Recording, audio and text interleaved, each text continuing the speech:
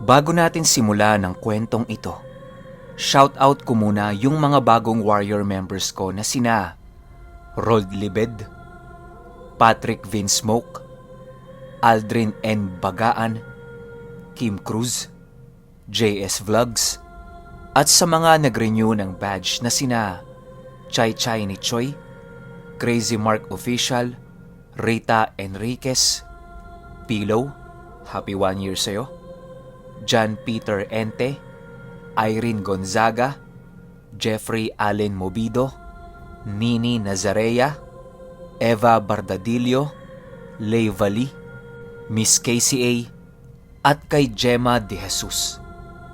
Maraming salamat po sa inyo. Simulan na natin to. Ang kwentong ito ay hangus sa totoong buhay. Karanasan ito ng kaibigan ng tiyuhin ko na itago na lang natin sa pangalang Rafael. Taong 1977. Agdangan, Quezon.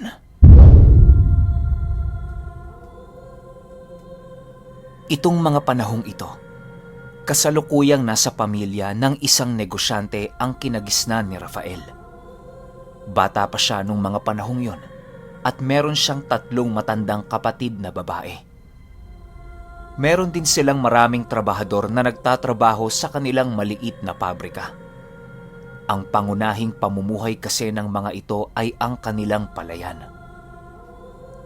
Ang pabrikang yon ay ginagamit upang mahiwalay ang balat ng palay sa mismong binhi nito upang diretsyong ibenta na lang sa merkado pagkatapos ng kanilang operasyon. Itong tatay ni Rafael na itago na lang natin sa pangalang Banoy ay talaga namang napakaingat sa bawat desisyon niyang ginagawa sa kanyang negosyo. Ayaw niya kasing nalulugi ito at nagpapalabas ng mga perang walang ibinibigay na benepisyo sa kanya. Kumbaga, negosyanteng-negosyante talaga ang pag-iisip nitong ama ni Rafael. Sa loob ng 10 taong pagnenegosyo nila, ay mas lalong umangat pa ang kanilang pamumuhay. Meron ng tig-iisang katulong itong sila Rafael at ang kanyang mga kapatid. Masasabi kong sunod sa layaw talaga ang mga yon noong mga panahong nabubuhay pa ang kanilang mga magulang. Isang gabi, biglang nagising itong si Rafael sa kadahilanang naiihi siya. Dali-dali naman siyang lumabas sa kanyang silid upang tunguin ang kanilang palikuran. Paglabas ni Rafael sa kanyang silid, ay meron siyang nasipat sa kanilang sala. Agad naman siyang napatigil upang tingnan ng mabuti ang kanyang nakikita. Noong nasipat niya na ito, nalaman niyang si Tatay Banoy na pala. Meron itong daladalang maitim na kandila at mga perang barya at papel. Hindi niya lang ito pinansin, gawa ng ihing-ihi na talaga siya. Kaya paglapit niya rito ay nagtanong siya ng, "Tay, ano po yung ginagawa niyo?" "Ha? Wala naman anak. Pabalik na ako sa kwarto. May kinuha lang." Sagot sa kanya ni Banoy. Di na niya ito pinansin sa kadahilanang baka nagkataon lang talaga ang mga pangyayaring yon. Hanggang sa dumating ulit ang isang gabi na nakita niya na naman ang kanyang ama na merong daladalang paa ng hayop.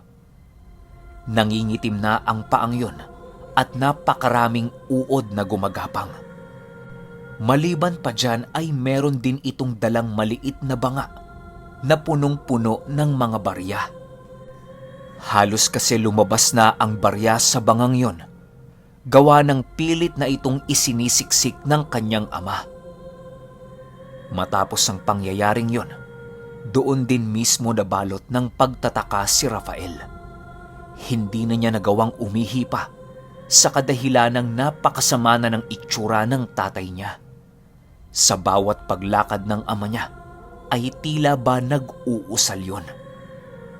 Kahit medyo madilim ang sala nila noong mga oras na yon, ay aninag na aninag pa rin ito ni Rafael.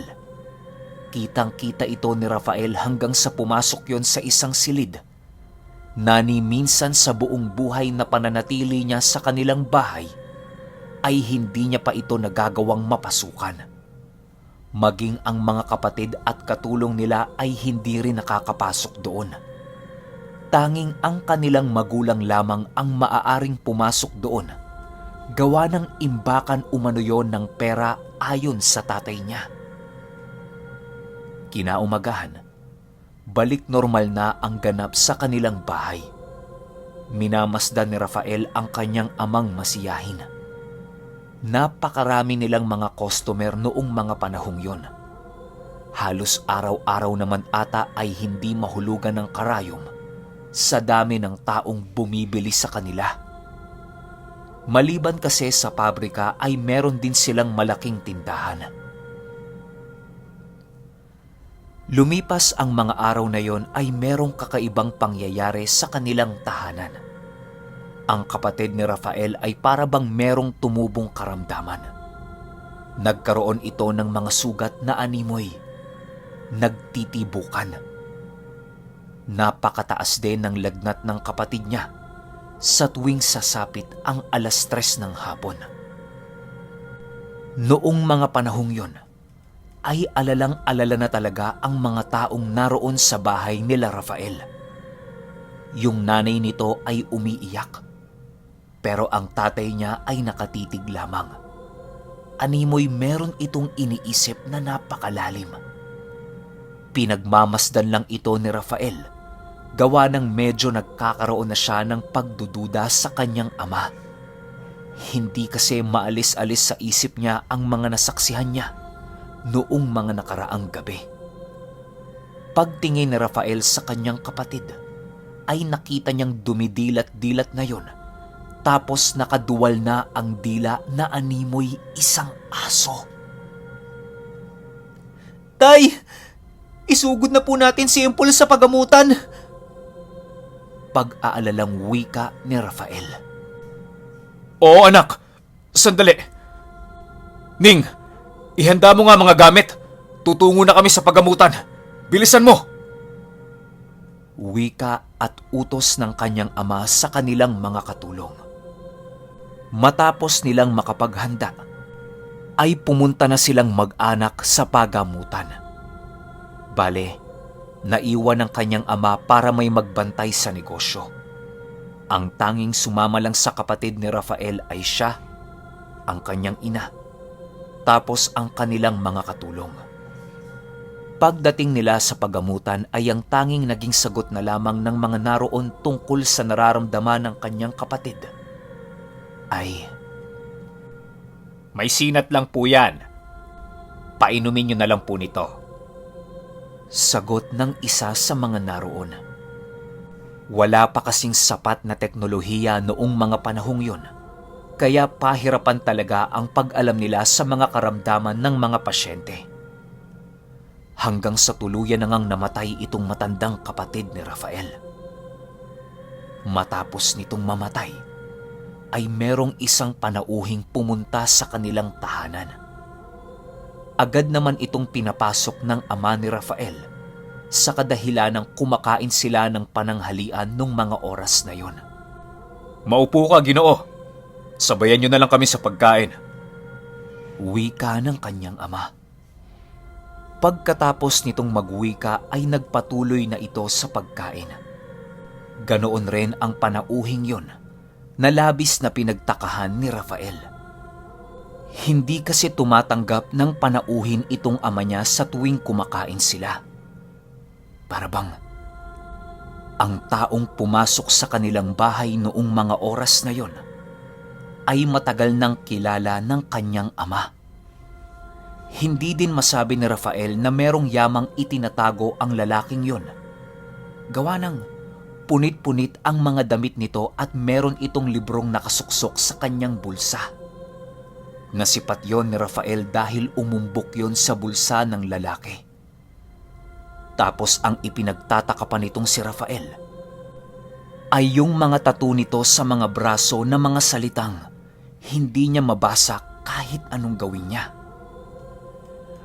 Ginoong Banoy, nais ko sanang maging kasosyo mo sa negosyo. Ako'y merong malawak na punong kung saan maaari tayong makapagparami ng isda at maibenta natin ng may sapat na kita.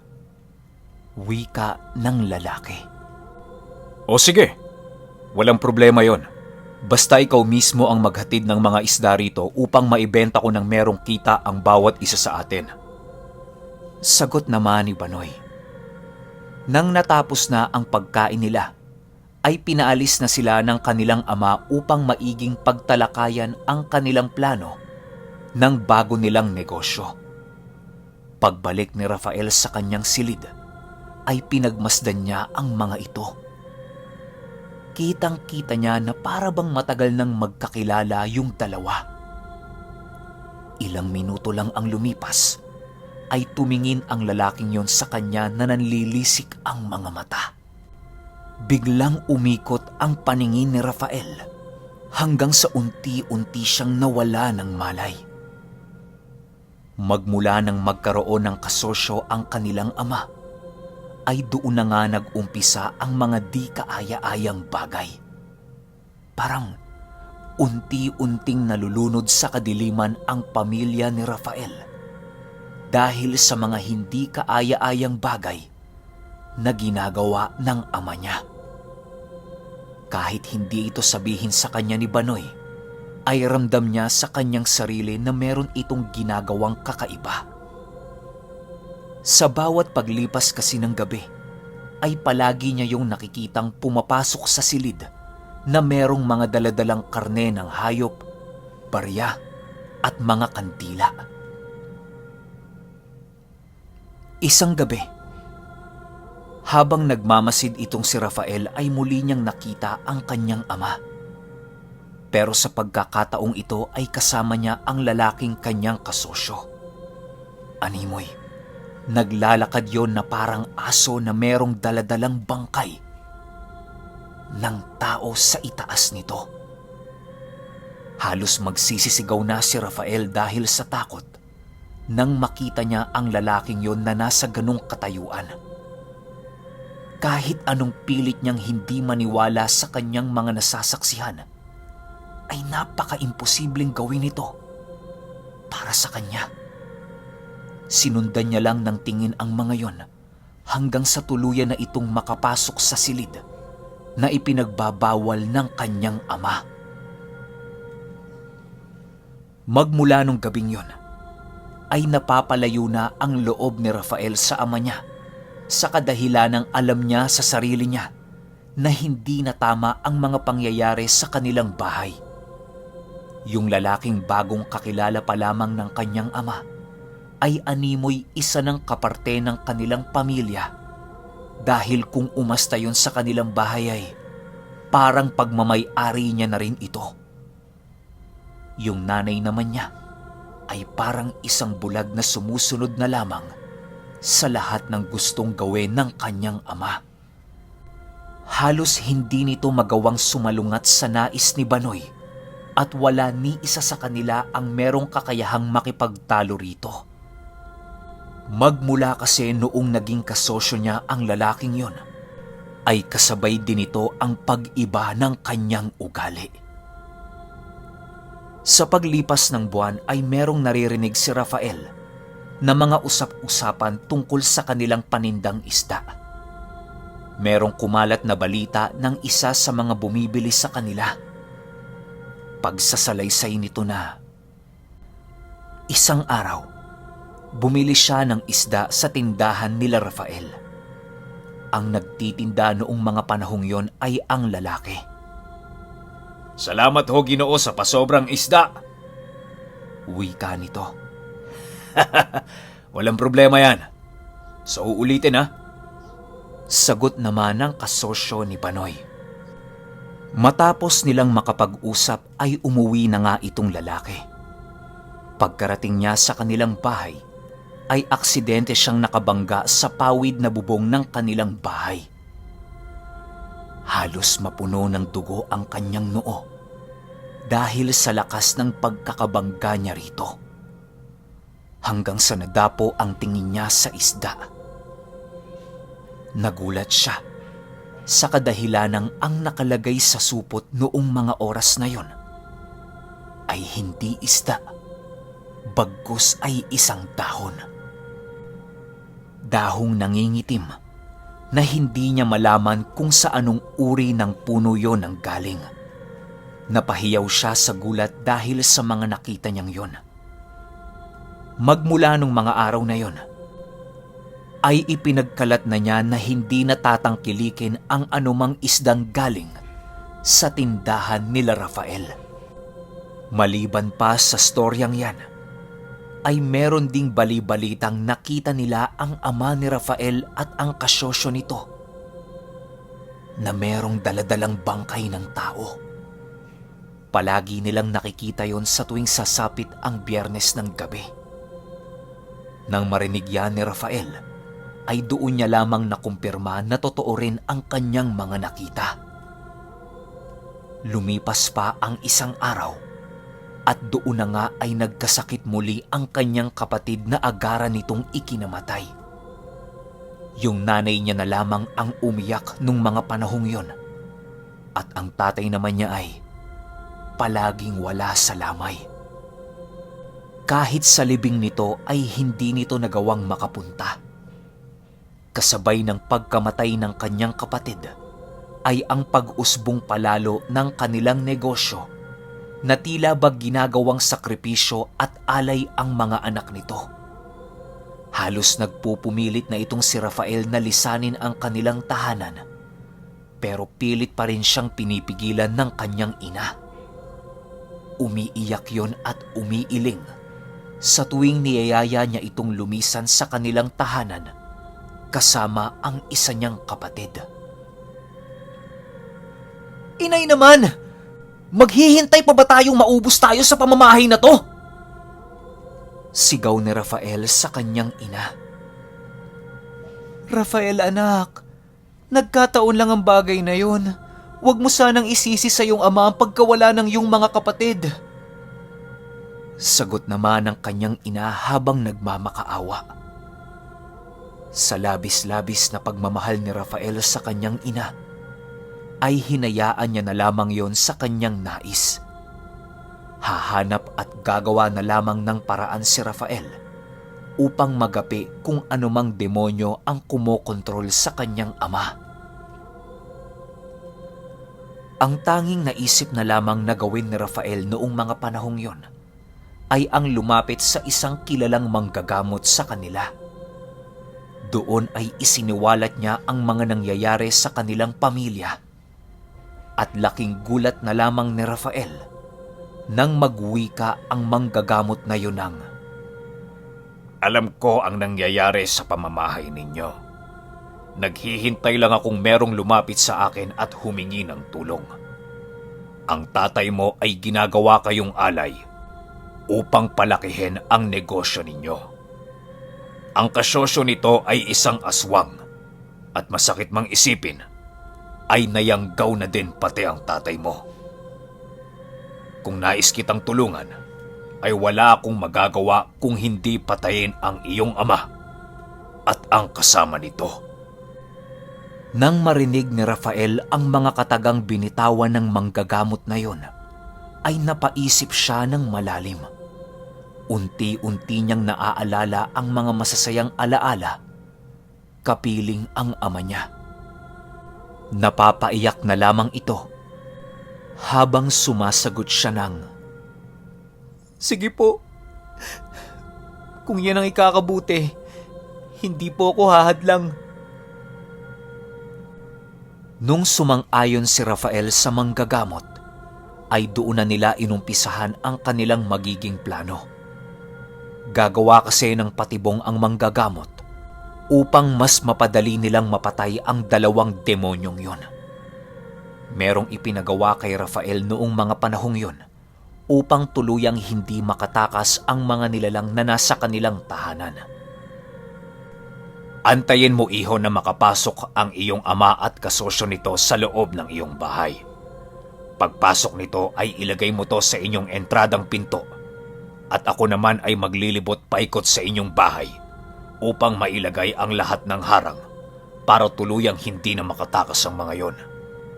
Patayin mo rin ang bawat ilaw sa loob para mas madali ang pagpaslang natin dito. Matapos mong gawin yan ay puntahan mo ang iyong ina at kapatid at ipasok mo sa loob ng silid. Kahit anong silid, basta ang mahalaga ay maipasok mo ang mga yon. Wika ng manggagamot. Noon ding gabing yon ay doon na nga nag-umpisa ang pagpatay nila kay Banoy at sa kasyosyo nito. Matagumpay na nailatag ni Rafael ang lahat ng pinag-uutos sa kanya nung manggagamot. May hindi tama. Wika ng kasosyo ng ama niya.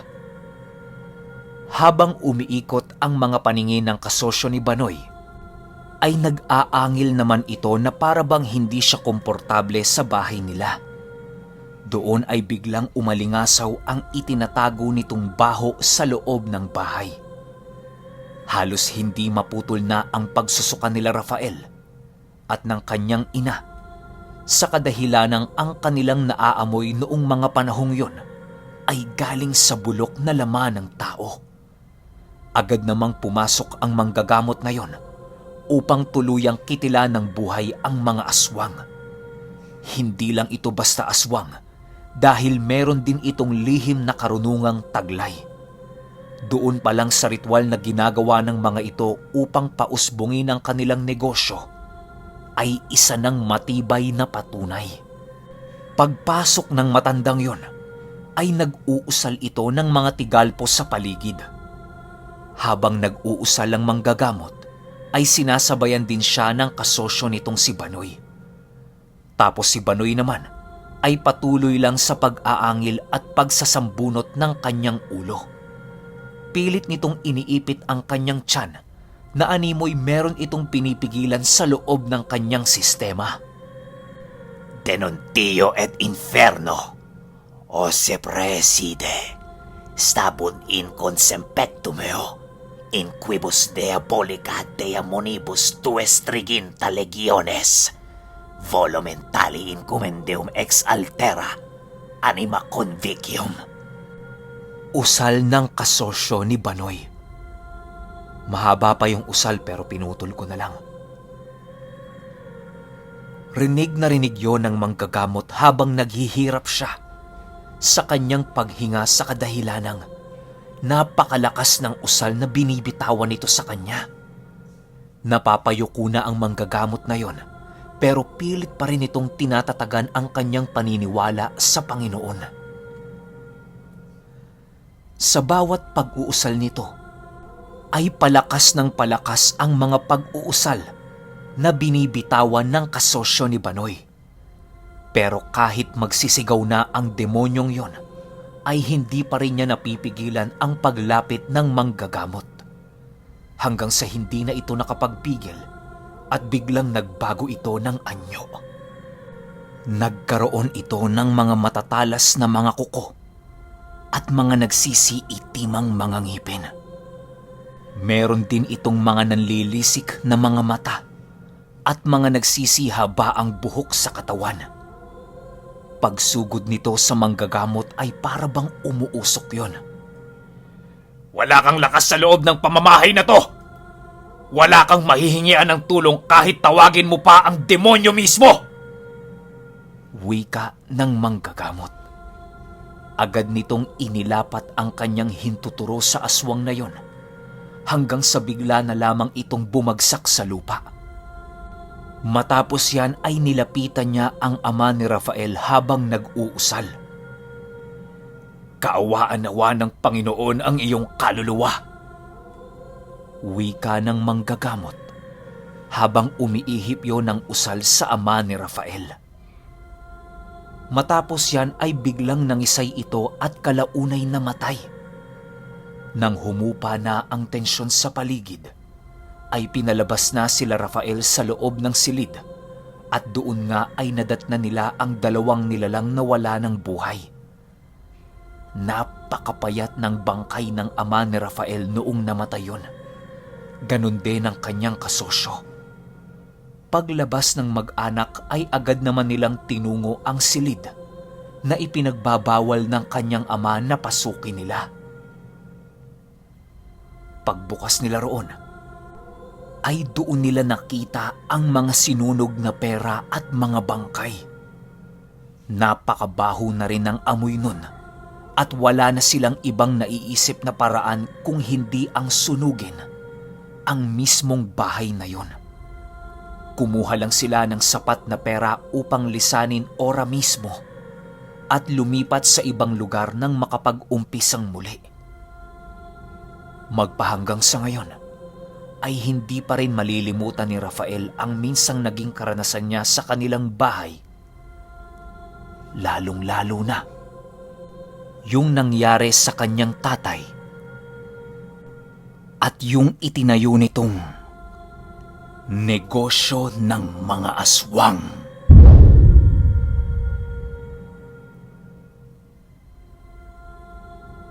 Okay, opinyon ko sa kwento. Sayang lang hindi nagtagal si Rafael doon sa lugar. Well, kahit sino naman hindi magtatagal kung ganun yung karanasan nyo, di ba? Pero feeling ko maraming nayanggaw tong tatay ni Rafael tsaka yung kasosyo nitong aswang. Kasi kung iisipin ninyo, binibenta nila yung mga karne ng tao na merong usal.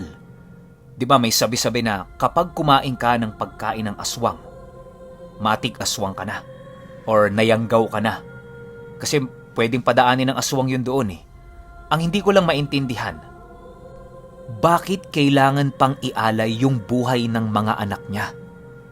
Kasi kung papansin ninyo yung takbo ng kwento, marami yung bangkay doon sa ipinagbabawal na kwarto, di ba?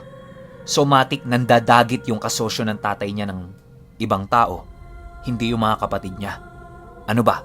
Para ba sa kaluluwa nun para tuloy-tuloy yung serbisyo ng aswang sa kanya? O meron pang ibang dahilan? Kayo, kung may opinyon kayo sa kwentong ito, i-comment nyo lang sa baba. Yun lang, hanggang sa susunod na kwento. Salamat.